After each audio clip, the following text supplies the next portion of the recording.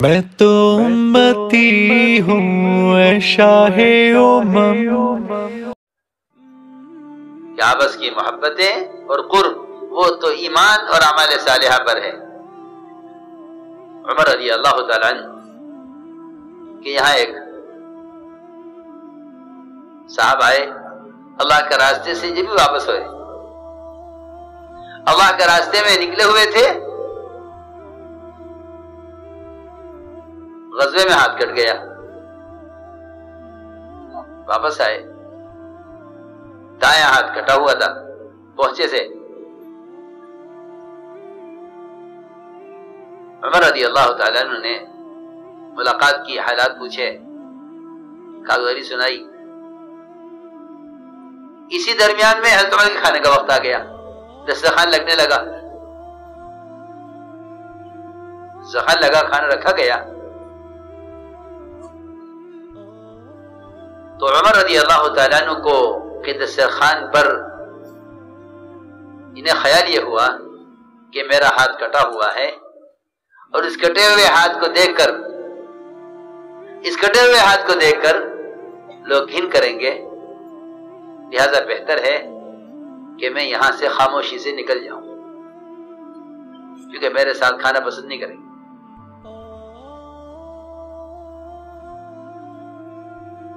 عمر رضی اللہ تعالیٰ عنہ نے سمجھ لیا کہ یہ آدمی جو ہٹ رہا ہے یہاں سے، اس کا یہ اس لیے جا رہا ہے کہ میرے کٹے ہوئے ہاتھ کی وجہ سے میرے ساتھ کھانا کھانا پسند نہیں کریں گے۔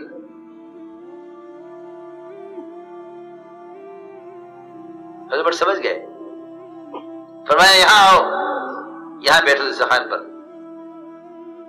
اور عمر رضی اللہ عنہ نے قسم کھائی اور یہ فرمایا کہ میں میرے ساتھیوں میں سے کوئی اس وقت تک برتن میں ہاتھ نہیں رکھے گا کھانے کے لیے جب تک تم اپنا کٹا ہوا ہاتھ اس برتن کے اندر نہیں گھما دو گے۔ ایک مسلمان کا قرب، ایک مسلمان کا قرب دیکھو تو صحیح۔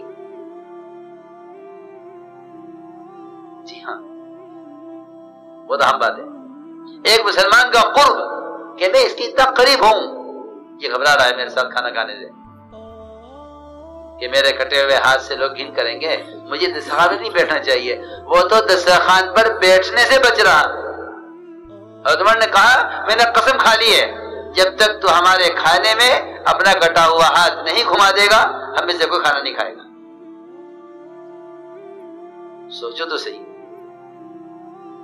ایک مسلمان کا قرب حاصل کرنے کے لیے اور ایک مسلمان سے اپنی محبت کو ظاہر کرنے کے لیے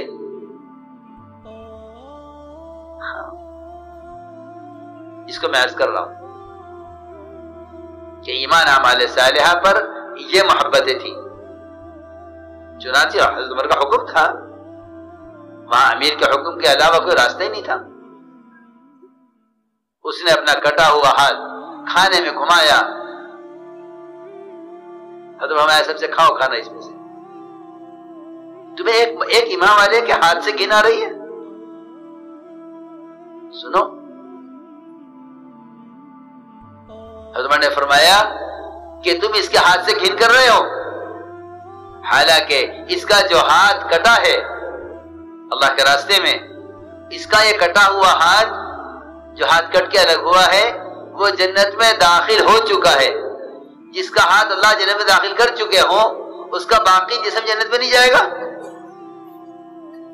کہ اللہ نے تو اس کے لیے جنت کو واجب کیا ہوا اور تم اس کے کٹے ہوئے ہاتھ کی وجہ سے اس کے ساتھ کھانے میں شریک نہیں ہو رہے۔ جی ہاں، یہ قرب ایک مومن کا، ایک مومن کے ساتھ ایسی محبت، ایک مومن کا اتنا قرب۔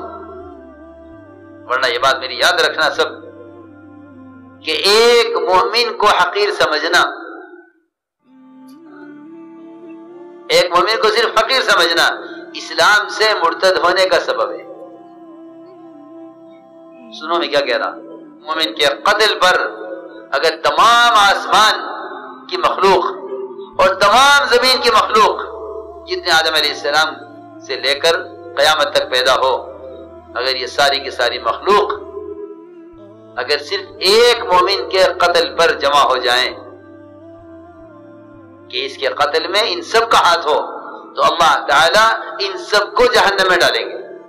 اللہ سوچو، ایک مومن کا یہ مقام ہے کہ اگر ایک مومن کے قتل پر زمین آسمان کی تمام مخلوق ایک مومن کے قتل کے کیس میں ہے، ایک مومن کے صرف، تو اللہ تعالیٰ ان سب کو ایک ساتھ جہنم میں اوندھے منہ ڈالیں گے کہ یہ سب ایک مومن کے قتل میں شریک ہیں. یہ سب مقامی، کوئی ایمان اور مومن کوئی معمولی چیز ہے؟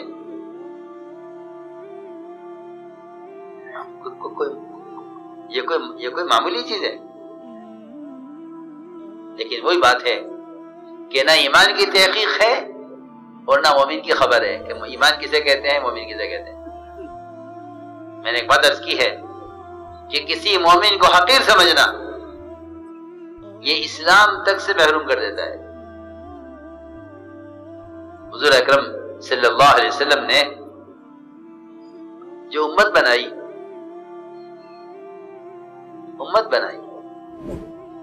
اور امت ایسے بنائی کہ جو ان کے قبیلے کے، ان کی قوم کے، ان کی زبان کے، ان کے رنگ کے، ان کے ملک کے نہیں تھے، ان کو وہ درجہ دیا، وہ موقع دیا کہ دوسرے اپنے رش کرتے تھے اس پر، بلکہ رش کیا کرتے تھے؟ اعتراض کرتے تھے. حضور اکرم صلی اللہ علیہ وسلم نے ایک مومن کے ساتھ قرب کس طرح سمجھایا. حضرت اسامہ جب آئے چھوٹے تھے، ناک بہتی تھی، جب مدینے پہنچے تو چیچک ہو گئی، چیچک کے داغ چہرے پر، کالا رنگ. روایت میں ہے کہ ناک چپٹی، بہت بد شکل تھے.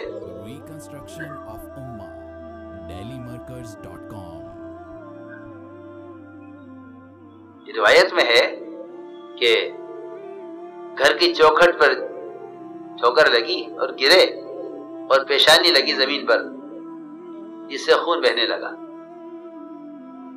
اب اے عائشہ جلدی اٹھ، دیکھ تو صحیح، اسے اسامہ کے چوٹ لگ گئی ہے، اس کی ناک صاف کر اور اس کا خون صاف کر دے جلدی.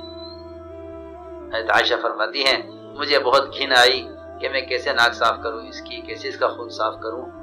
مجھے ذرا کراہیت ہوئی، مجھے کراہیت محسوس ہوئی. آپ سمجھ گئے کہ عائشہ کو اسامہ کی ناک صاف کرنے اور اس کی پیشانی سے خون صاف کرنے پہ کراہیت ہو رہی ہے. تو میں نے یہ عرض کرنا تھا کہ حضور اکرم صلی اللہ علیہ وسلم نے امت کس طرح بنائی ہے. حضرت عائشہ فرماتی ہے مجھے کراہیت ہوئی. آپ صلی اللہ علیہ وسلم خود اٹھے، آپ نے اپنے گھر والوں کے دل سے ایک اجنبی آدمی کی کراہیت کو ختم کرنے کے لیے اور ایک اجنبی آدمی کی محبت پیدا کرنے کے لیے حضور اکرم صلی اللہ علیہ وسلم نے اپنے ہونٹوں سے، اپنے منہ سے ان کے زخم سے خون کو چوسا. ان کے زخم سے خون کو چوسا. آپ ان کا زخم اپنے مبارک ہونٹوں سے ان کے زخم کے خون کو چوستے تھے اور بال کلی کرتے تھے، یہاں تک کہ ان کا زخم آپ نے کسی رومال، کسی کپڑے سے نہیں، اپنے ہونٹوں سے ان کے زخم کو صاف کیا. بتانے کے لیے کہ مسلمان کا کیا مقام ہے، یہ بتانے کے لیے کہ مسلمان کا کیا مقام ہے. اجنبی ہے، دوسرے قبیلے کا ہے، دوسری قوم کا ہے، دوسرے رنگ زبان کا ہے.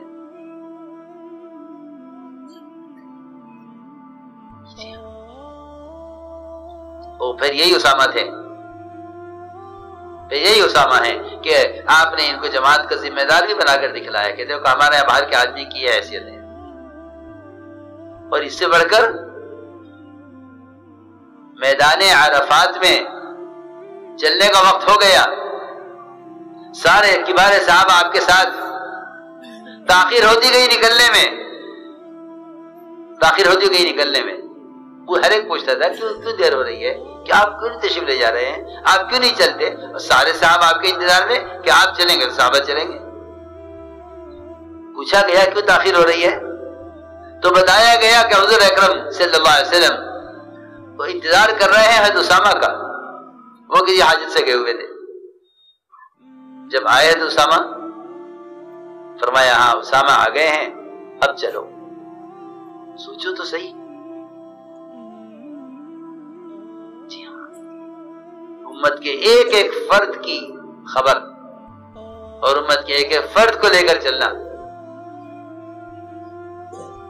جی ہاں، سنو غور سے، انتظار آپ نے کیا ہے اسامہ کا، جب ہی آئے تو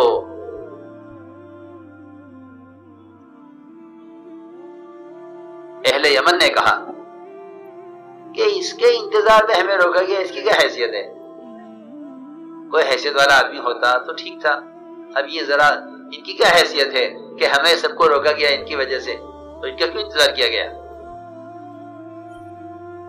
سب سے پہلے جو انتظار آیا حضرت بکر صدیق کے زمانے میں، اس میں سب سے پہلے مرتد ہونے والے اہل یمن۔ پوچھا گیا کہ اہل یمن کیوں مرتد ہو گئے تھے حضرت بکر صدیق کی خلافت کے زمانے میں؟ تو جواب یہ ملا، روایت میں ایسا میں ترجمہ کیا ہے، ذکر کیا ہے اس کا، تو جواب یہ ملا کہ صرف اہل یمن کے اسلام سے مرتد ہونے اور اسلام سے پھرنے کا جو سبب بنا ہے وہ صرف حضرت اسامہ کے انتظار کو حقیر سمجھنا تھا۔ میں ساری بات